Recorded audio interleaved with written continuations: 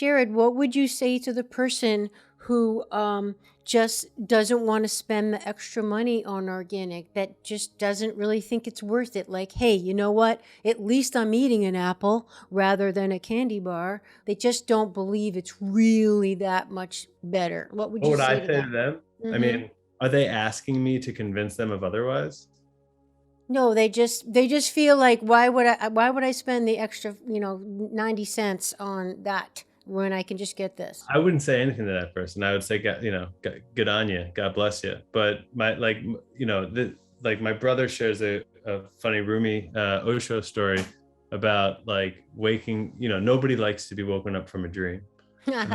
So like you don't, I'm not gonna go shake that person and be like, "Were you crazy? Like this has got chemicals all over it. It's gonna carcinogenic and it's gonna be in your semen and your babies." I'm, I'm not gonna Gonna say give any you of those. pimples. But if the person was saying to me like, Jared, thank you so much for all the advice you gave me last time we spoke. I've started eating, all vegetables fresh from the market and all local beef. And they were kind of missing the idea that like it was organic. Like when I started eating organic, I was eating organic donuts. So I was missing the gap Exactly. that I Yeah. wasn't going to Uh-huh. get healthier just because I was eating organic items. And so if the person wants this information, I'm a never like I call people to talk. I talk about this for fun. So if a person wants the information, I will of course talk to them. And in that case, what would I say to them? I would just say that like there's no level of toxicity that I'm looking to willingly introduce into my body. There's enough exposure to toxicity in Yes. our world that if I'm going to intentionally put it on or take it into my body, I'm going to not introduce toxins in any way possible. And so like the argument would be, well, there's peer-reviewed science that says there's really no difference between organic and non-organic food. And I would say, well, when I read that study, it does say some things that bring me caution as an individual. Like there will be higher levels of pesticides in the urine of children who are raised on organic foods versus inorganic foods. And so there's no level of pesticides I want in my daughter's urine.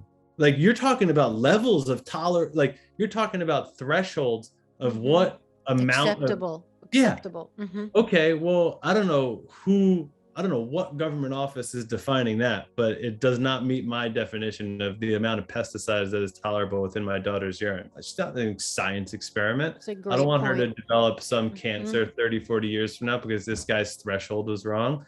So I take a very precautionary approach to anything that's been processed or made in an industrial way. Like I stopped drinking Topo Chico, which I was drinking like once a day, because Consumer Reports put out a study that said it was just through the roof in the PFSA forever chemicals.